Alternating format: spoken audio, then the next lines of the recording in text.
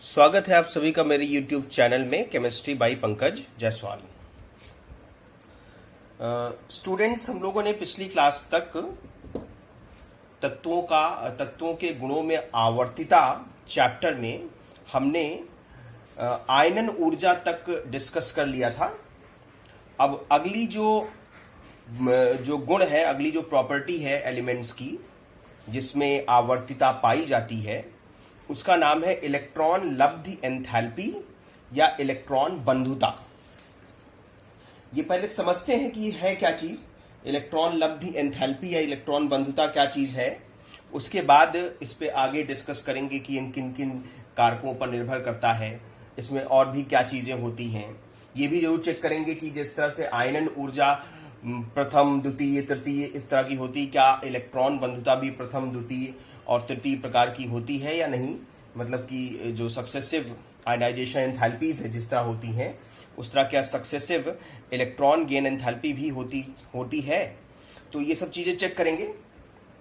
तो आइए पहले समझ लेते हैं कि इलेक्ट्रॉन बंधुता या इलेक्ट्रॉन गेन एंथैल्पी, इलेक्ट्रॉन लब्धि एंथैल्पी कहना इसको ज्यादा बेहतर होगा, है ना। इलेक्ट्रॉन बंधुता भी सही है, लेकिन इलेक्ट्रॉन बंधुता और इलेक्ट्रॉन लब्धि एंथैल्पी में यहां मैंने और करके लिख दिया है, लेकिन ये इन दोनों में डिफरेंस है थोड़ा सा। ये डिफरेंस आगे मैं स्पष्ट करूंगा, लेकिन पहले आपको समझाता हूं कि इलेक्ट्रॉन लब्धि एंथैल्पी यानी इलेक्ट्रॉन गेन एंथैल्पी क्या है। तो इलेक्ट्रॉन गेन एंथैल्पी मतलब इलेक्ट्रॉन के गेन करने में जो एंथैल्पी में परिवर्तन हो, यानी ऊर्जा में परिवर्तन हो। मतलब कि जब कोई विलग गैसीय परमाणु एक या एक से अधिक इलेक्ट्रॉन ग्रहण करता है, मेरी बात गौर से समझिए। जब कोई विलग गैसीय परमाणु एक या एक से अधिक इलेक्ट्रॉन ग्रहण करता है, तो वो जितनी ऊर्जा का उत्सर्जन या ऊर्जा का अवशोषण करता है, दोनों बातें हैं यहां पे। आयनन ऊर्जा में ऐसा नहीं था। आयनन ऊर्जा वो ऊर्जा थी जो इलेक्ट्रॉन त्यागने के लिए, परमाणु इलेक्ट्रॉन को त्यागने के लिए जो ऊर्जा अवशोषित करता है। लेकिन इलेक्ट्रॉन को ग्रहण करने में कभी कभी ऊर्जा उत्सर्जित होती है और कभी कभी ऊर्जा अवशोषित भी होती है। तो जब कोई विलग गैसीय परमाणु एक या एक से अधिक इलेक्ट्रॉन ग्रहण करता है, तो इलेक्ट्रॉन ग्रहण करने के लिए वह जितनी ऊर्जा का उत्सर्जन या जितनी ऊर्जा का अवशोषण करता है, उस ऊर्जा को हम लोग इलेक्ट्रॉन लब्धि एंथैल्पी, है ना, कहते हैं, यानी इलेक्ट्रॉन गेन एंथैल्पी कहते हैं। परिभाषित कर लिया जाए इसको। जब कोई विलग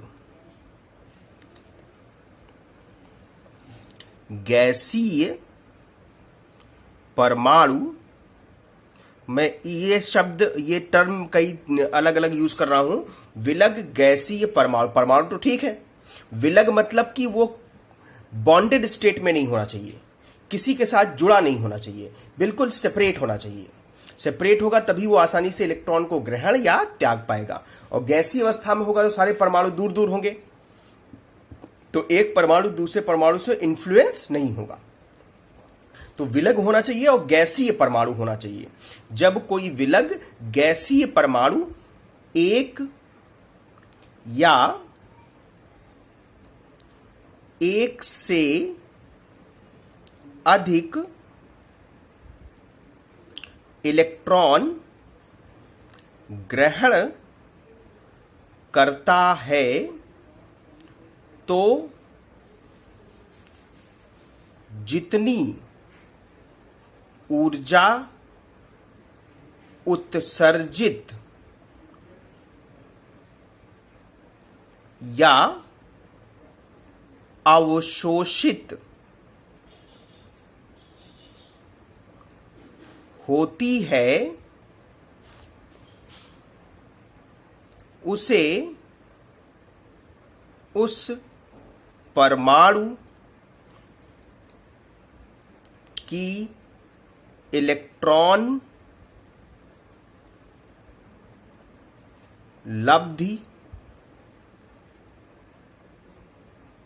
एंथैल्पी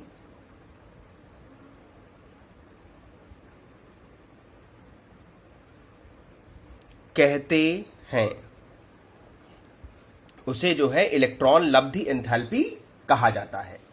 ठीक, अब यहां पे मैंने दो बातें की कि ऊर्जा या तो उत्सर्जित होती है या ऊर्जा अवशोषित भी हो सकती है। तो ऊर्जा का उत्सर्जन कब होता है और ऊर्जा का अवशोषण कब होता है? देखिए मेरी बात समझिए। एक परमाणु है, विलग गैसीय परमाणु है, इसने एक इलेक्ट्रॉन ग्रहण किया तो ये A- में परिवर्तित हुआ। तो अगर ऊर्जा का उत्सर्जन हो रहा है, मेरी बात गौर समझिएगा, ऊर्जा का उत्सर्जन हो रहा है तो इलेक्ट्रॉन लब्धि एंथैल्पी नेगेटिव होगी। उत्सर्जन होता है तो इलेक्ट्रॉन जो एंथैल्पी चेंज होता है वो नेगेटिव होता है ना, नेगेटिव होगा। और नेगेटिव का मतलब उत्सर्जन हुआ ऊर्जा का। तो उत्सर्जन इसलिए हुआ कि ये जो है ये लेस स्टेबल था और ये वाला मोर स्टेबल है। भाई ऊर्जा का उत्सर्जन हुआ तो इसका मतलब कि इसकी ऊर्जा ज्यादा है, मोर एनर्जी,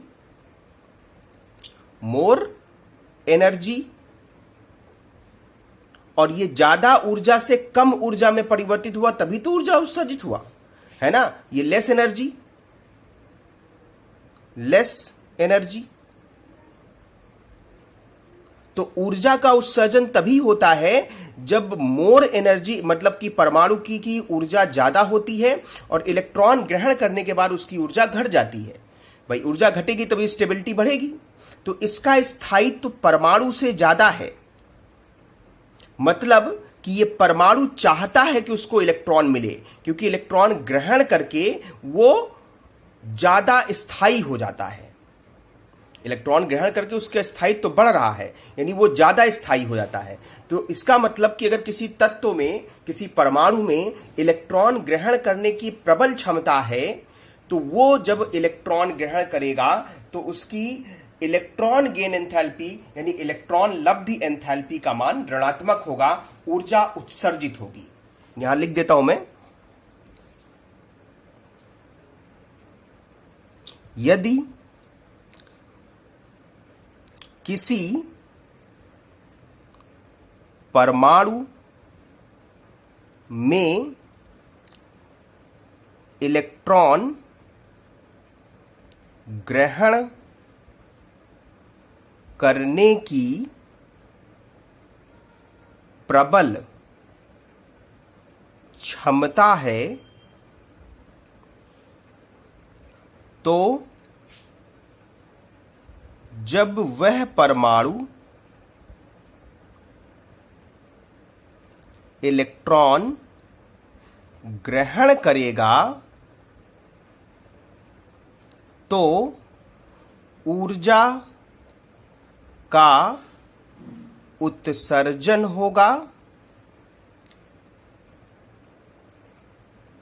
और इलेक्ट्रॉन लब्धि एंथैल्पी का मान ऋणात्मक होगा।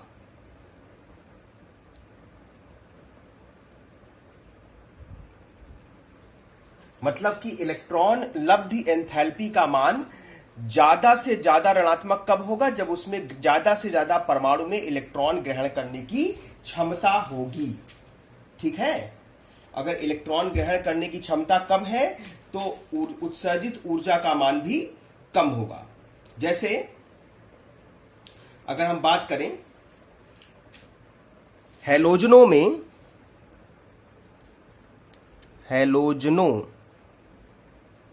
हैलोजनों मतलब फ्लोरीन, क्लोरीन, ब्रोमीन और आयोडीन। हैलोजनों में एक इलेक्ट्रॉन ग्रहण करके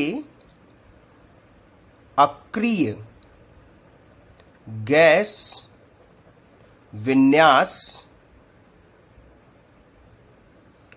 प्राप्त करने की प्रबल क्षमता होती है।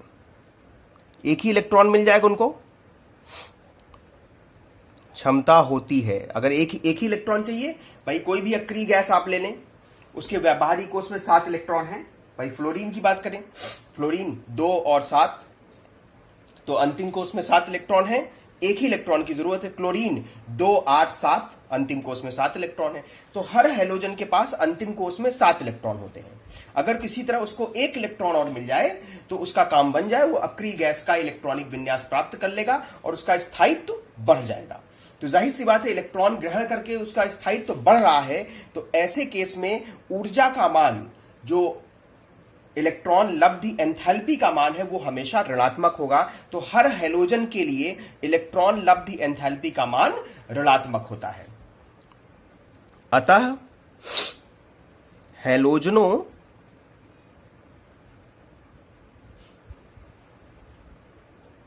के लिए इलेक्ट्रॉन लब्धि एंथैल्पी का मान ऋणात्मक होता है।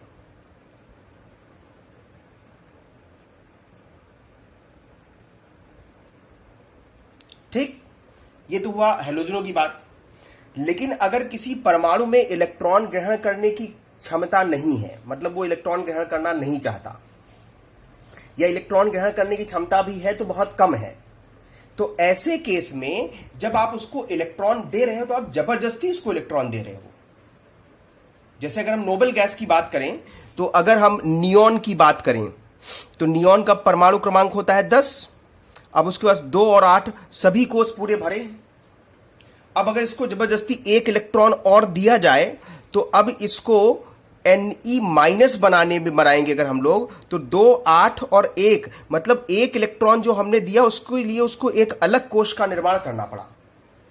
तो ये जाहिर सी बात है। और अब इसका देखो, अब बाहरी कोष में 1 इलेक्ट्रॉन आ गया, मतलब इसका जो है अक्रिय गैस विन्यास भी नहीं है।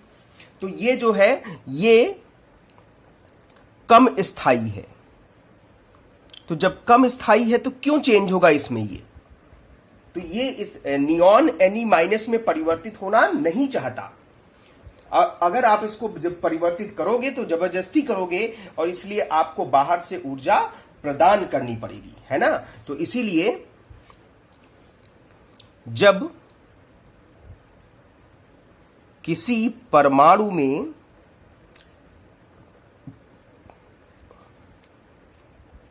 इलेक्ट्रॉन ग्रहण करने की क्षमता या तो नहीं होती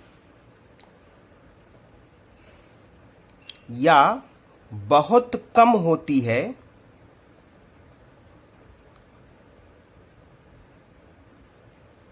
तो वह परमाणु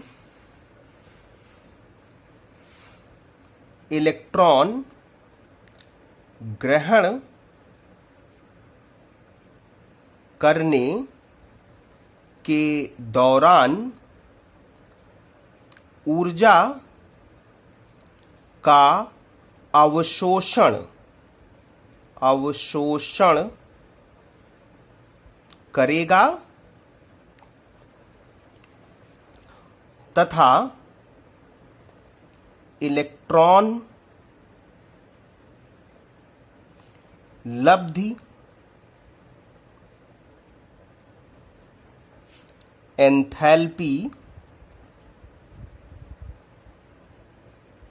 का मान पॉजिटिव होगा।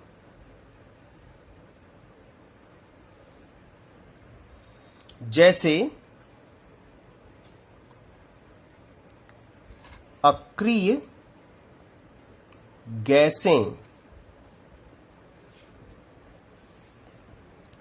गैसों का अष्टक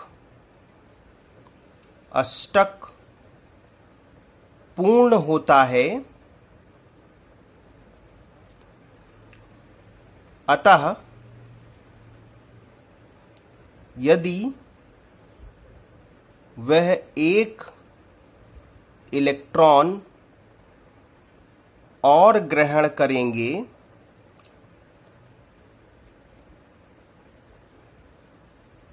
तो उनका स्थायित्व घट जाएगा, फलस्वरूप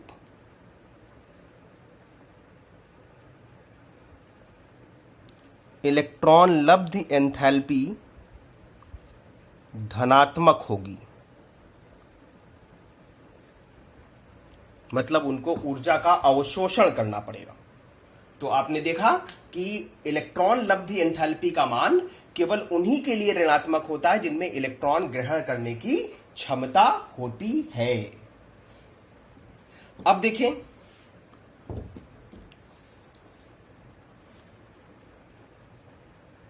जिस प्रकार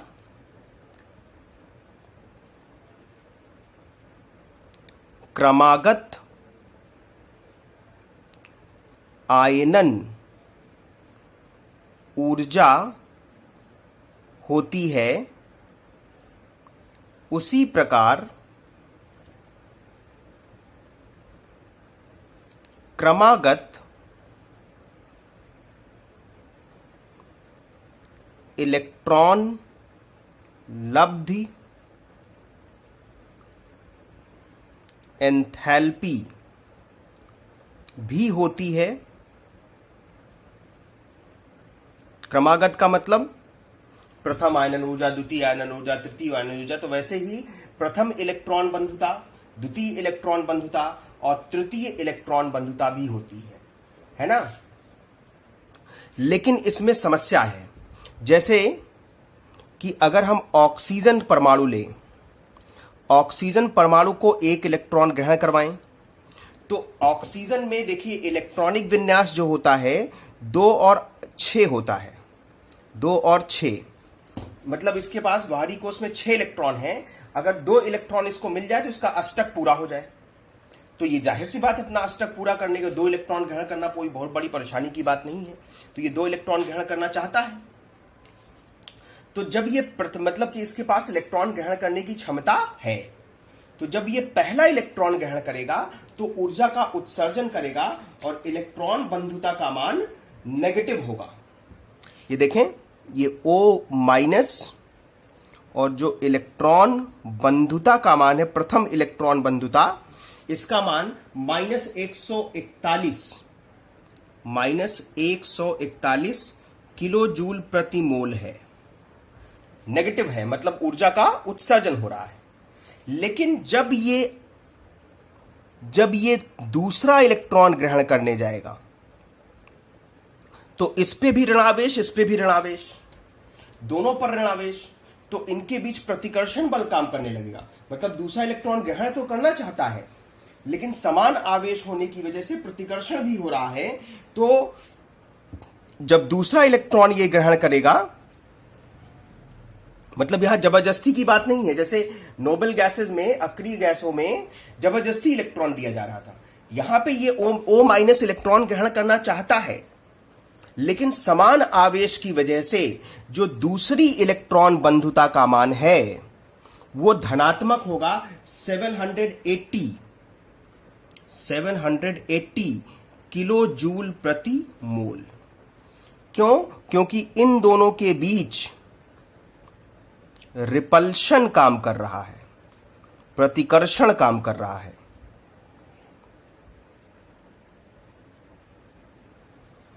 तो इसलिए जो है क्रमागत अगर इलेक्ट्रॉन बंधुताएं हैं, अगर क्रमागत इलेक्ट्रॉन बंधुताएं हैं तो अगर इलेक्ट्रॉन ग्रहण करने की क्षमता है तत्व के पास, परमाणु के पास, तो प्रथम इलेक्ट्रॉन लब्धि एंथैल्पी का मान ऋणात्मक होगा, लेकिन द्वितीय इलेक्ट्रॉन लब्धि एंथैल्पी का मान धनात्मक होगा, क्योंकि ऋणावेश होने की वजह से प्रतिकर्षण बल कार्य करने लगेगा। ऐसे ही देखिए सल्फर में भी होता है। मैं आपको सल्फर का भी दिखा रहा हूं। सल्फर जब प्रथम इलेक्ट्रॉन ग्रहण करता है, सल्फर गैस जब पहला इलेक्ट्रॉन ग्रहण करता है तो ये S माइनस गैस बनाता है और इसकी प्रथम इलेक्ट्रॉन लब्धि एंथैल्पी का मान -200 किलो जूल प्रति मोल है। ठीक। लेकिन जब दूसरा इलेक्ट्रॉन ग्रहण करने जाएगा, जब ये दूसरा इलेक्ट्रॉन ग्रहण करने जाएगा तो अब S2 माइनस इलेक्ट्रॉन ग्रहण करने की क्षमता भी है, लेकिन दूसरी इलेक्ट्रॉन गेन एंथैल्पी इसकी 590 किलो जूल प्रति मोल है। और देखिए जो धनात्मक मान है वो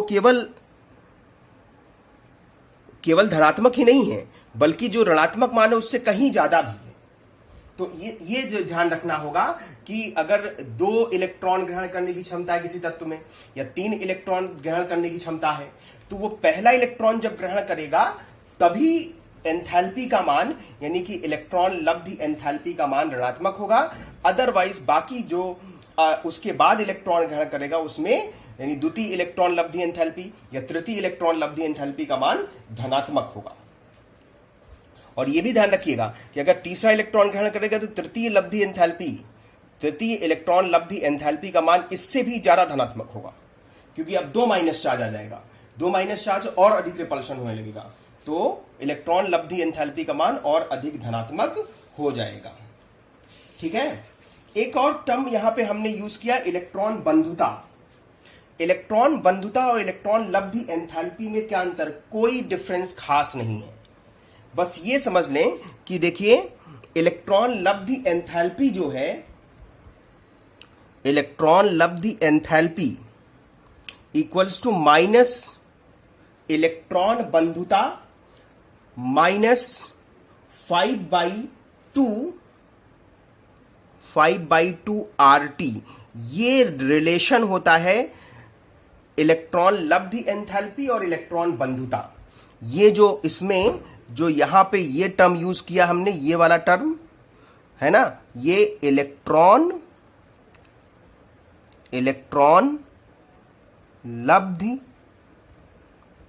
एंथैल्पी है, और ये वाला जो टर्म AE इस्तेमाल किया इसे कहते हैं इलेक्ट्रॉन बंधुता। तो न्यूमेरिकल वैल्यू पे कोई खास फर्क नहीं पड़ता है ना, -5/2 RT केवल उसमें ऐड करना है।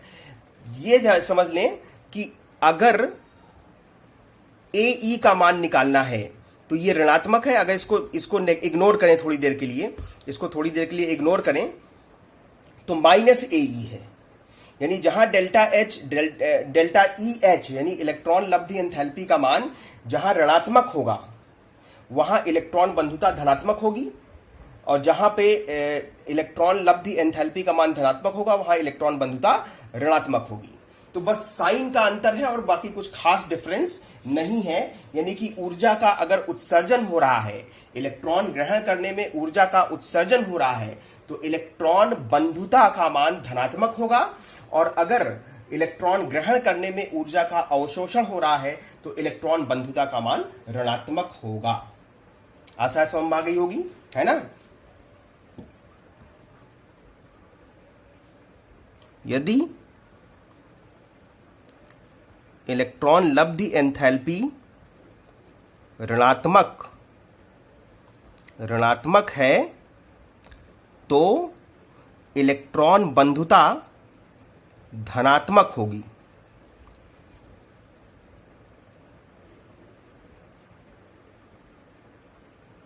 और यदि इलेक्ट्रॉन लब्धि एंथैल्पी धनात्मक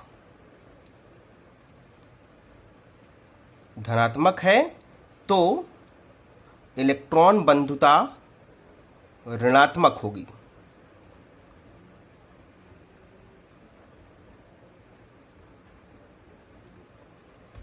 ये बस थोड़ा सा डिफरेंस है और कोई खास नहीं। और न्यूमेरिकली अगर देखेंगे थोड़ा सा और डिफरेंस है, -5/2 RT में और भी सब्ट्रैक्ट करना है। ठीक है। तो इन चीजों पे जो है हम लोगों ने समझ लिया। अब आगे समझते हैं कि इसको इलेक्ट्रॉन लब्धि एंथैल्पी को कौन कौन से कारक प्रभावित करते हैं। इलेक्ट्रॉन लब्धि एंथैल्पी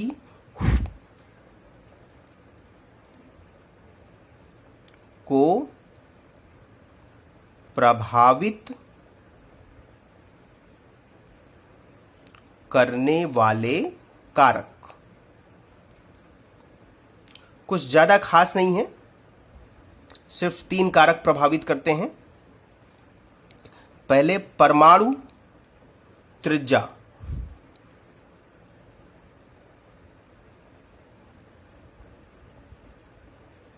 परमाणु त्रिज्या देखिए, परमाणु त्रिज्या का मान अगर बढ़ेगा तो बाहरी कोश नाभिक से दूर हो जाएगा, और जो इलेक्ट्रॉन परमाणु ग्रहण करता है वो बाहरी कोश में करता है।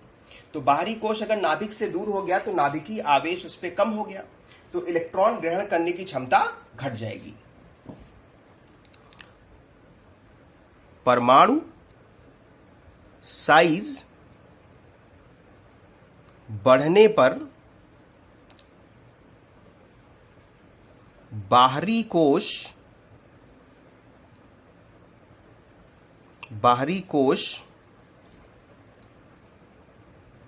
की नाभिक से दूरी बढ़ेगी, जिससे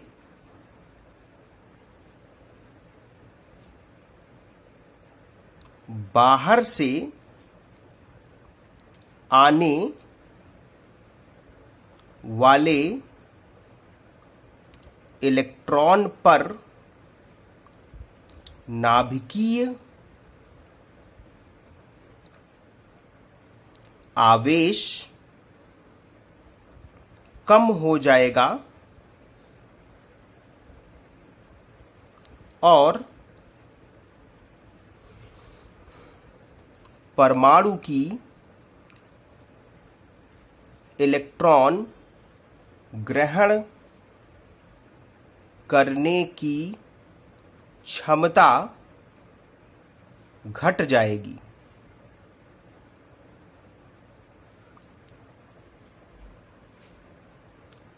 अतः स्पष्ट है कि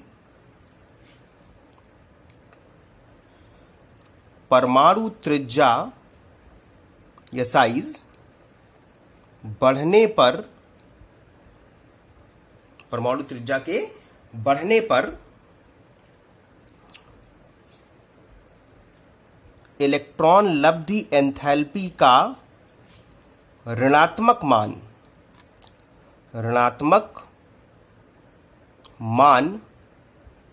घटेगा। भाई इलेक्ट्रॉन ग्रहण करने की क्षमता कम हो रही है ना, तो ऋणात्मक मान घटेगा, और अगर मान धनात्मक है तो धनात्मक मान बढ़ेगा। ठीक, तो परमाणु त्रिज्या इलेक्ट्रॉन गेन एंथैल्पी की वैल्यू को घटा देता है अगर ऋणात्मक मान की बात करें तो। दूसरा जो है, दूसरा नाभिकीय आवेश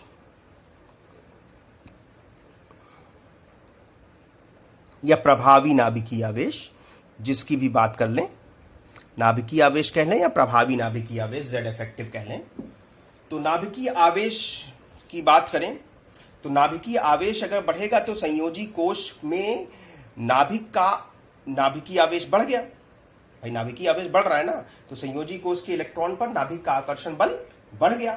तो इसका मतलब इलेक्ट्रॉन नाभिक से स्ट्रांगली बॉन्डेड होगा, और स्ट्रांगली बॉन्डेड होगा तो इलेक्ट्रॉन ग्रहण करने की क्षमता ज्यादा होगी।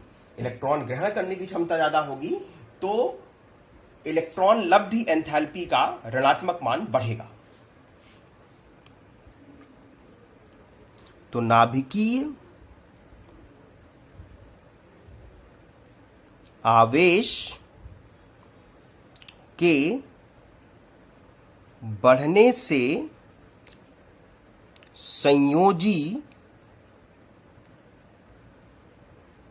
कोश के इलेक्ट्रॉनों पर नाभिक का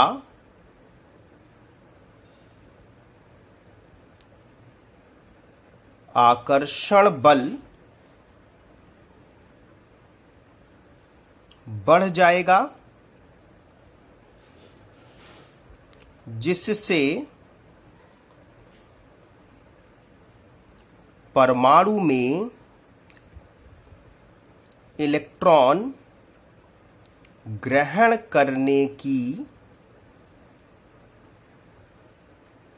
क्षमता बढ़ेगी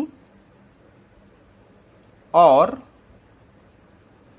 इलेक्ट्रॉन लब्धि एंथैल्पी का ऋणात्मक मान बढ़ेगा। मतलब कि ऊर्जा ज्यादा से ज्यादा उत्सर्जित होगी। तो ये हुआ नाभिकीय आवेश। अब इलेक्ट्रॉनिक विन्यास को भी समझ लें। तीसरा जो कारक है वो इलेक्ट्रॉनिक विन्यास। इलेक्ट्रॉनिक विन्यास वही जो हमने आपको स्पष्ट किया था कि अगर पूरी तरह से भरे हुए ऑर्बिटल हैं, परमाणु के पास पूरी तरह से भरे हुए ऑर्बिटल हैं या आधे भरे हुए ऑर्बिटल हैं, तो वो एक इलेक्ट्रॉन ग्रहण करके अपना स्थायी इलेक्ट्रॉनिक विन्यास को अस्थायी नहीं होने देंगे, यानी आसानी से इलेक्ट्रॉन ग्रहण नहीं करेंगे। तो ऐसे केसेस में इलेक्ट्रॉन लब्धि एंथैल्पी का मान धनात्मक हो जाएगा या इलेक्ट्रॉन लब्धि एंथैल्पी का ऋणात्मक मान घटेगा। जिन परमाणुओं के संयोजी कोश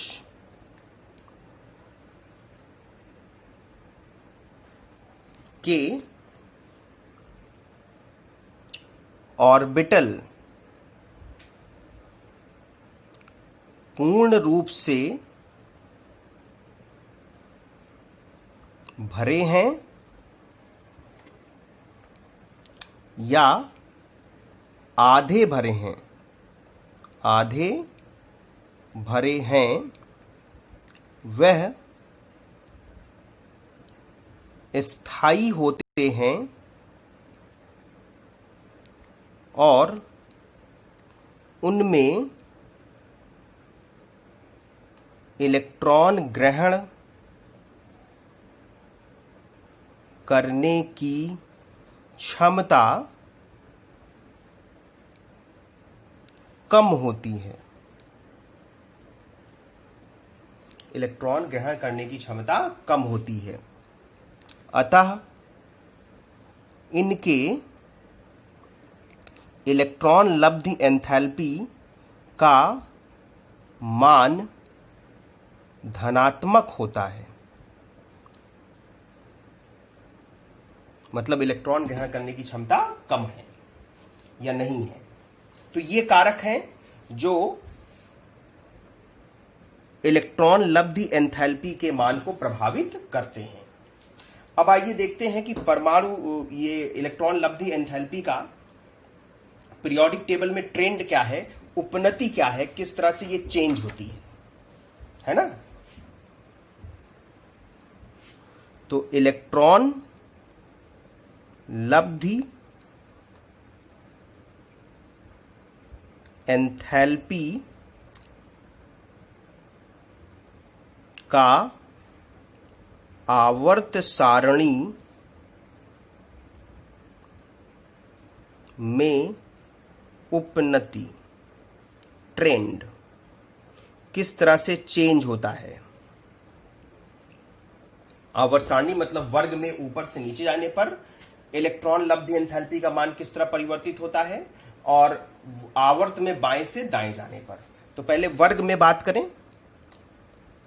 पहले वर्ग में मैंने आपको समझाया था कि वर्ग में हम ऊपर से नीचे जाते हैं। तो जब वर्ग में ऊपर से नीचे जाएंगे तो परमाणु त्रिज्या बढ़ेगी, यानी परमाणु के साइज बढ़ेंगे। और हमने आपको स्पष्ट किया कि परमाणु का साइज अगर बढ़ेगा तो इलेक्ट्रॉन लब्ध एंथैल्पी का ऋणात्मक मान घटेगा। ठीक है।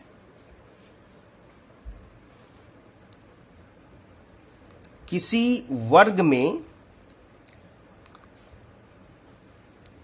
ऊपर से नीचे जाने पर परमाणु साइज बढ़ता है, जिससे परमाणु की इलेक्ट्रॉन ग्रहण करने की क्षमता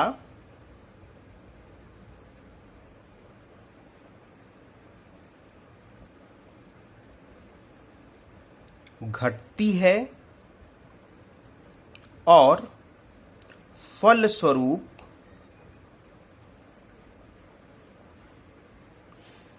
इलेक्ट्रॉन लब्ध एंथैल्पी का ऋणात्मक मान घटेगा।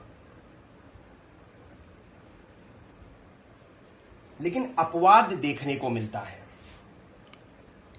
अपवाद भी देखने को मिलता है। क्या अपवाद है? वर्ग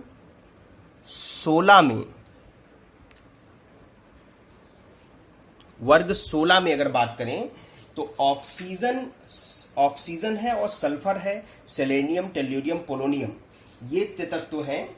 इन तत्वों में क्या देखा गया है कि इनमें ऑक्सीजन से जब आप सल्फर पे जाएंगे तो इलेक्ट्रॉन गेन एंथैल्पी का ऋणात्मक मान घट जाना चाहिए, लेकिन जब आप ऑक्सीजन से सल्फर पे जाते हैं तो इलेक्ट्रॉन गेन एंथैल्पी का ऋणात्मक मान घटता नहीं बल्कि बढ़ जाता है। ठीक है। वर्ग 16 में ऑक्सीजन से सल्फर तक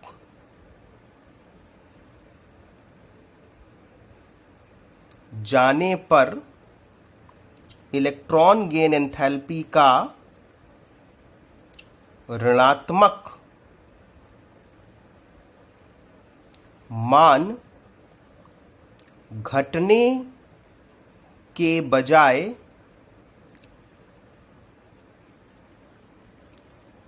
बढ़ जाता है।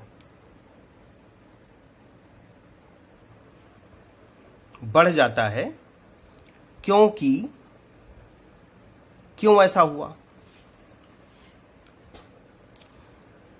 ऑक्सीजन में अंतिम इलेक्ट्रॉन दूसरे कोश के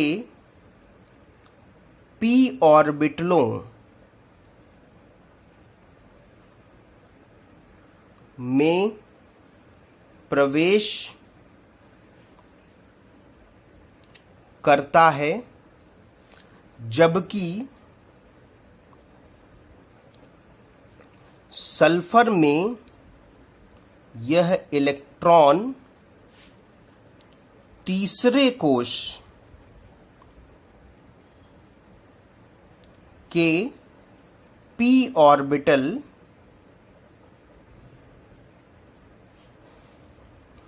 में प्रवेश करता है।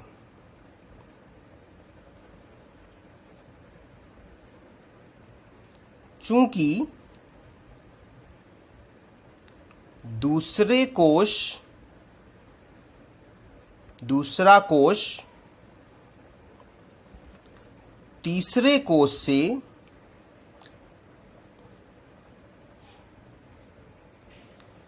छोटा है,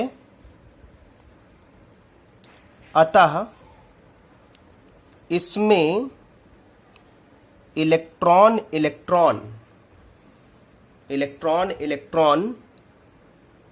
प्रतिकर्षण सल्फर के तीसरे कोश से अधिक होगा, अतः सल्फर इलेक्ट्रॉन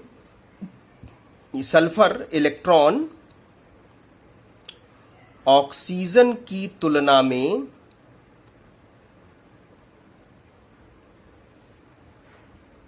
आसानी से ग्रहण करेगा।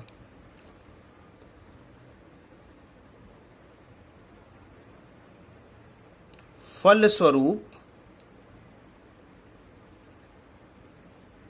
इलेक्ट्रॉन लब्धि एंथैल्पी का ऋणात्मक मान सल्फर का ऑक्सीजन से अधिक होता है।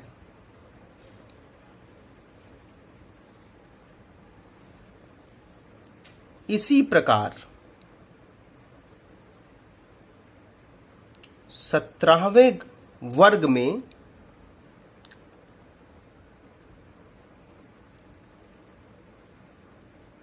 इलेक्ट्रॉन लब्धि एंथैल्पी का ऋणात्मक मान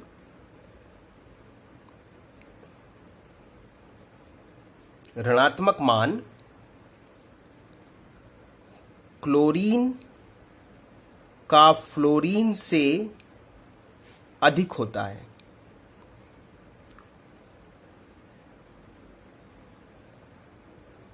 सेम रीजन है ना भाई। देखिए, जैसे ऑक्सीजन की बात करें तो पहला कोश और ये दूसरा कोश, दूसरे कोश में 6 इलेक्ट्रॉन है, 2 3 4 5 और ये 6।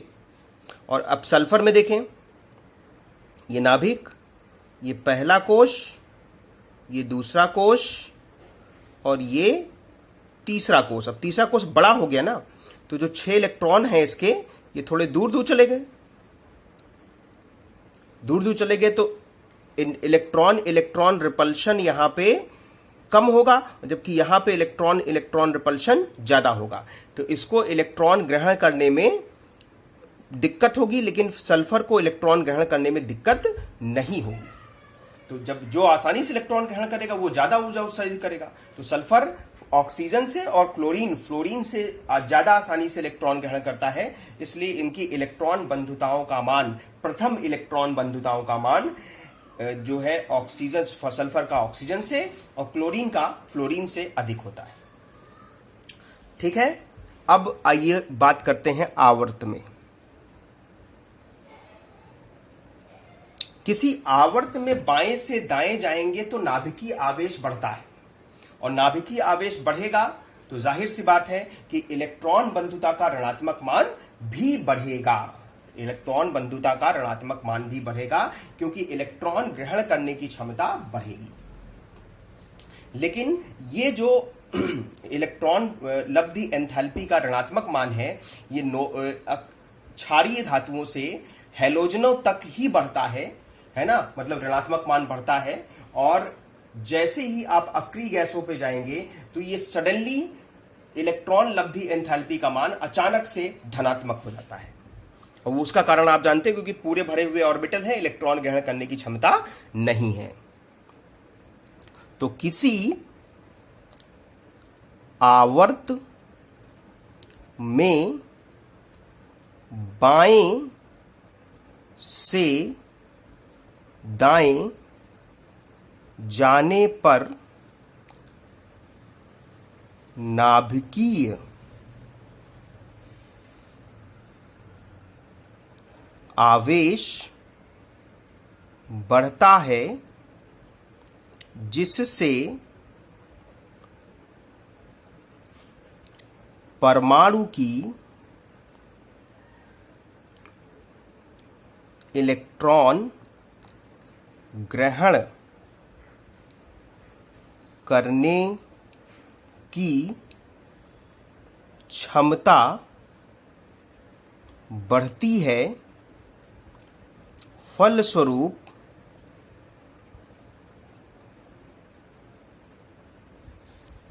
इलेक्ट्रॉन लब्धि एंथैल्पी का ऋणात्मक मान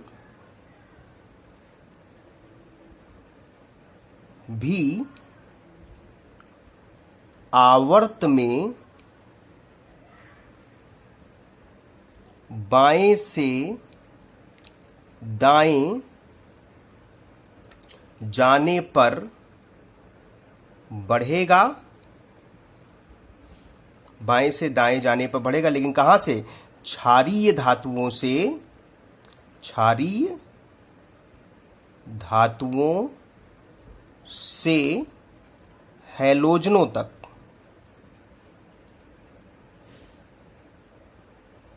ऋणात्मक मान बढ़ेगा मतलब और ज्यादा नेगेटिव होता जाएगा, परंतु अक्रिय गैसों के इलेक्ट्रॉन लब्धि एंथैल्पी का मान धनात्मक होता है, धनात्मक होता है, क्योंकि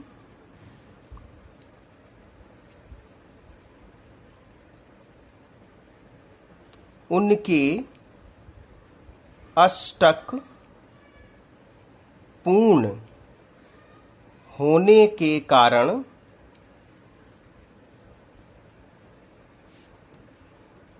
उनमें इलेक्ट्रॉन ग्रहण करने की क्षमता नहीं होती।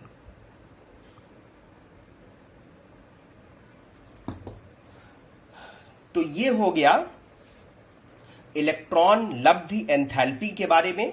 इलेक्ट्रॉन लब्धि एंथैल्पी किसे कहते हैं, कितने प्रकार की होती है, कब धनात्मक होती है, कब ऋणात्मक होती है, सक्सेसिव इलेक्ट्रॉन गेन एंथैल्पी में क्या चीजें आती हैं, है ना। मैंने आपको बताया कि प्रथम इलेक्ट्रॉन गेन एंथैल्पी, जो फर्स्ट इलेक्ट्रॉन गेन एंथैल्पी होगा वही नेगेटिव होगा, उसके बाद वाली सब पॉजिटिव होंगी।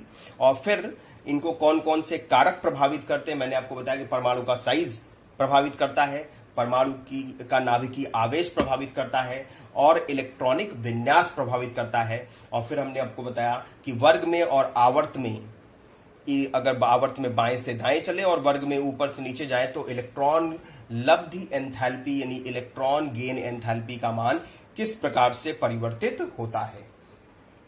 तो ये हमारी तीसरी प्रॉपर्टी, तत्वों की तीसरा भौतिक गुण खत्म हुआ, है ना। ये भौतिक गुण इनको नहीं कहेंगे, इनको परमाणविक गुण कहेंगे, है ना। एटॉमिक प्रॉपर्टी है ये सारी, है ना। परमाणु त्रिज्या, आयनन ऊर्जा, इलेक्ट्रॉन लब्धि एंथैल्पी, और चौथी परमाणुवी प्रॉपर्टी है इलेक्ट्रोनेगेटिविटी, है ना, या वैद्युत ऋणात्मकता।